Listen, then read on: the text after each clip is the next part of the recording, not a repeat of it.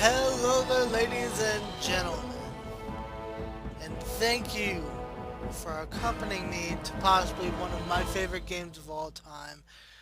I absolutely love Dragon Age Origins. Now this is just Origins. This is not the deluxe. This does not have Awakening with it or anything.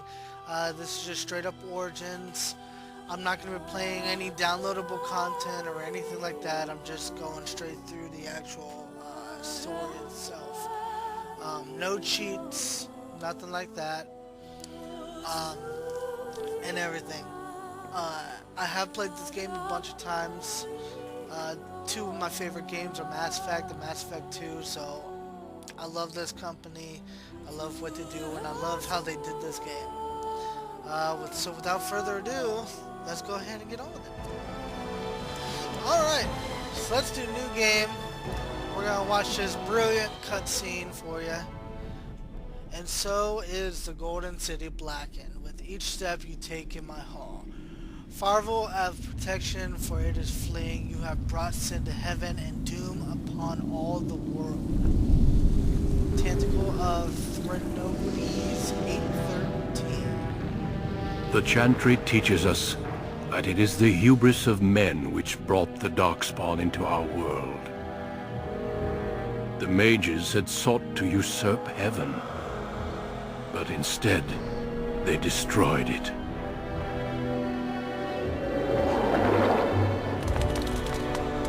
They were cast out, twisted and cursed by their own corruption. They returned as monsters, the first of the Darkspawn.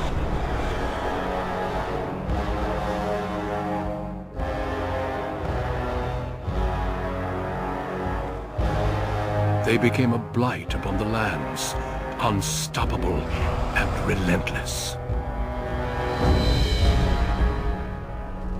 The Dwarven kingdoms were the first to fall, and from the deep roads, the Darkspawn drove at us again and again, until finally we neared annihilation.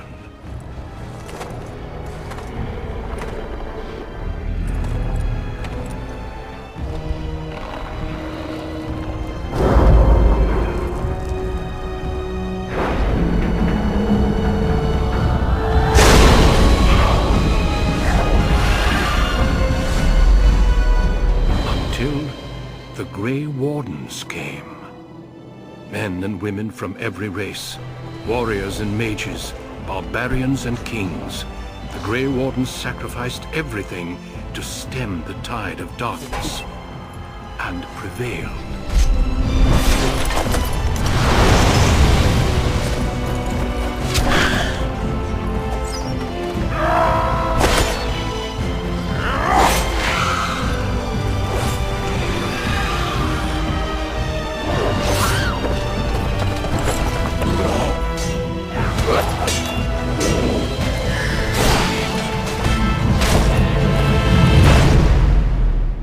It has been 4 centuries since that victory, and we have kept our vigil. We have watched and waited for the Darkspawn to return. But those who once called us heroes have forgotten. We are few now, and our warnings have been ignored for too long.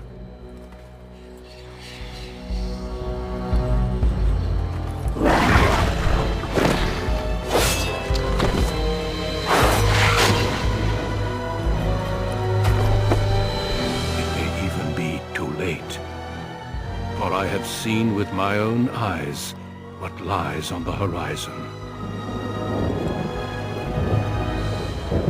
Maker, help us all.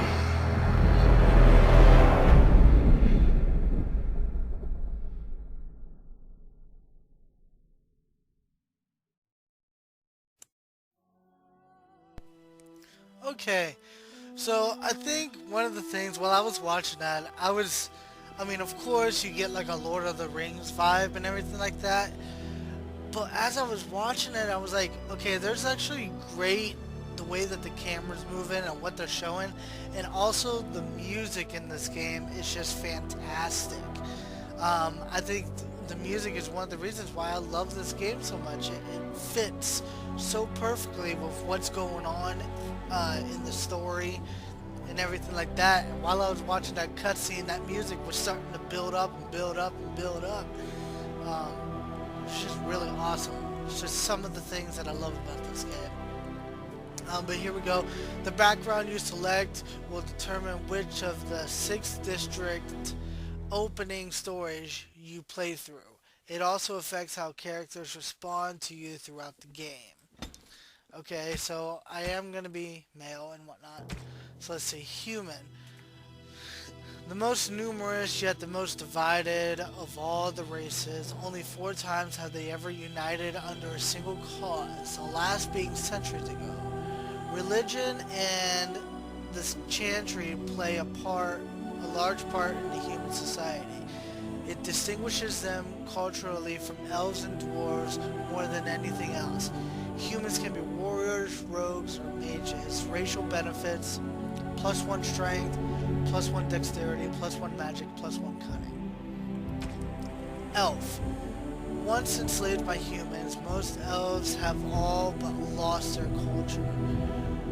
Scrounging and impoverished, living in the slums of human cities, only the nomadic Dalish tribes still cling to their traditions, living by the bow and the rule of their old gods as they roam the enchanted forest, welcome nowhere else. Elves can be warriors, rogues, mages. Racial benefits, +2 willpower, +2 magic. Okay. Dwarf.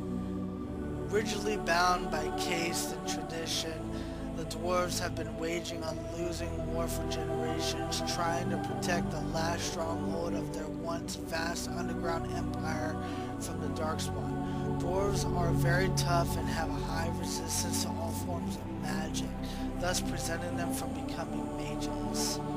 Racial benefits, +1 strength, 1 dexterity, 2 constitution, 10% chance to resist hostile magic. I'm gonna go elf because I want to be a mage. I will go ahead and read these for you as well.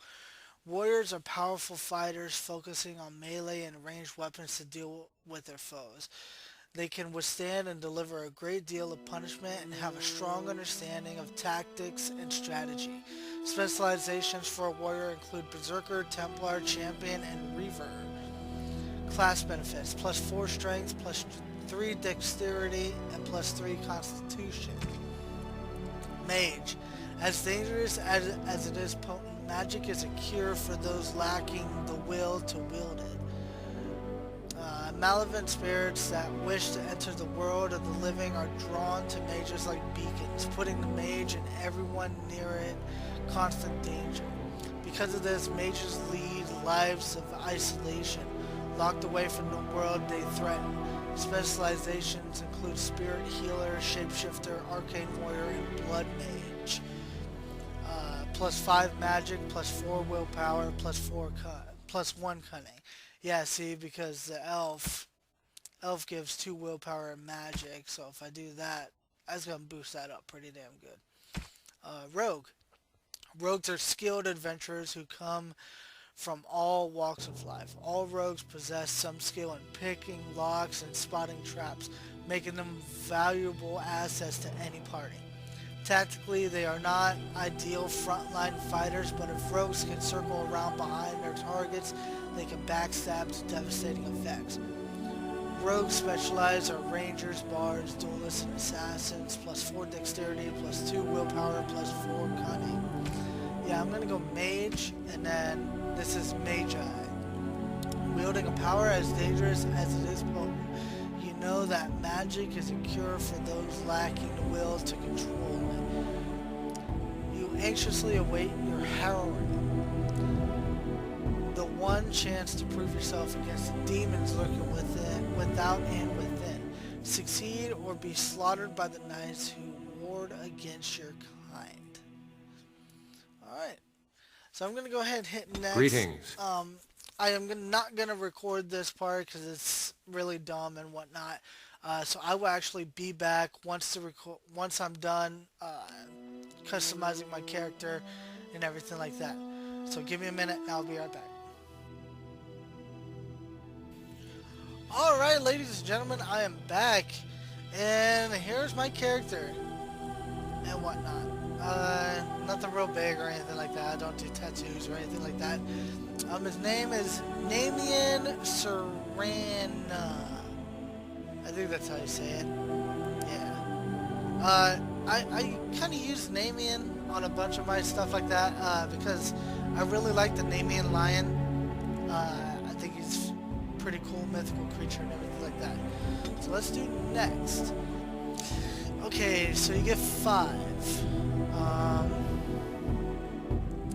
Let's see, these are basically the 2 that I'm going to be working on as a mage,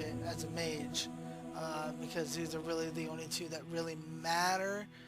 I can work on Constitution, but my guy's pretty much going to be in the backfield. Willpower represents a character's determination and mental fortitude. With high willpower, mages can cast more spells thanks to a deeper mana pool. For warriors and rogues, willpower grants more stamina for combat techniques and special attacks. Magic. Magic is a measure of a character's natural affinity for the arcane. This attribute is crucial for mages since it directly increases the character's spell power score, which determines the potency of all spells. The magic attribute also determines how effective potions, poultices, and salvies are for all classes.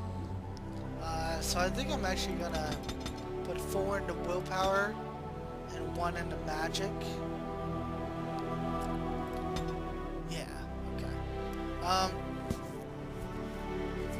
Now this is for the people who haven't played this. This is why I'm going through each and every single thing that I'm doing.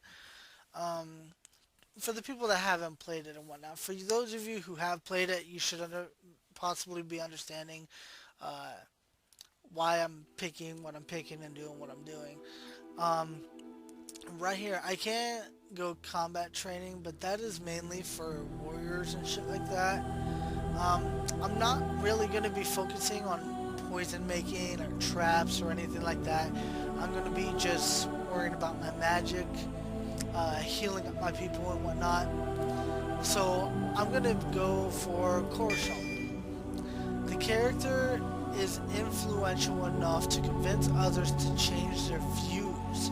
Strength contributes to a more intimidating character, whereas cunning contributes to a more persuasive character. So that is where I'm actually going to be working on my cunning as well. Because what this will do is you'll have people and you'll have to persuade them to do something. To change their mind or whatnot and everything like that, and it could benefit you in the long run. So this is very beneficial in my eyes. So now we get 2 here, and I already get the arcane bolt and whatnot. This is flame blast, rock armor, winter's grasp, and lightning. Heal, heroic offense, glimpse of paralysis, and spell wisp. Spell shield, mana drain, walking bomb, and mind blast. And weakness, vulnerability hex, disorient, and drain life. The 2 that I'm going to be spending my stuff on is going to be Winter's Grasp. The caster envelopes the target in frost, freezing lower level targets solid. Those that resist suffer a penalty of movement speed. It's actually a really good thing to use. Really good thing to use. And then the second thing is going to be Mind Blast. The caster projects a wave of telekinetic force that stuns enemies caught in the sphere. Pretty much I like to have these 2 because what it will do is, if I have my people around me and whatnot, I use it, it'll make them invulnerable, or not invulnerable, it'll make them it'll make them disorient. They won't move. They're like knocked out for a certain period of time and whatnot. And my people could just go at them and hit at them while they're not paying attention, while they're not there. So yeah, I'm just gonna, yeah, just whatever. This is just a playthrough. So. On a cliff overlooking the dark waters of Lake Calenhad stands the tower fortress that is home to the Circle of Magi. This tower is the only place in Ferelden where mages may study their art among others of their kind. Within the high stone walls, the Circle practices its magic and trains apprentices in the proper use of their powers. But the Circle Tower is as much a prison as a refuge. The ever-vigilant Templars of the Chantry watch over all mages, constantly alert for any sign of corruption. This gilded cage is the only world you know. Found to be sensitive to magic at a young age, you were torn from your family and grafted here as an apprentice. Now, that apprenticeship is nearly over. All that remains is the final test, the Harrowing. Magic exists to serve man, and never to rule over him. Thus spoke the prophet Andraste as she cast down the Tevinter Imperium, ruled by mages who had brought the world to the edge of ruin. Your magic is a gift, but it's also a curse. For demons of the Dream Realm, the Fade, are drawn to you, and seek to use you as a gateway into this world. This is why the Harrowing exists. The ritual sends you into the Fade, and there you will face a demon, armed with only your will. Okay, so I am ready. Is there any option? What happens if I cannot defeat the demon? It will turn you into an abomination, and the Templars will be forced to slay you. This is Lyrium, the very essence of magic, and your gateway into the Fade. The Harrowing is a secret out of necessity, child. Every mage must go through this trial by fire. As we succeeded, so shall you. Keep your wits about you, and remember the Fade is a realm of dreams. The spirits may rule it, but your own will is real. The apprentice must go through this test alone, First Enchanter. You are ready. Okay, well, so I have to do this, and if I fail, I die. That's wonderful. It's fantastic.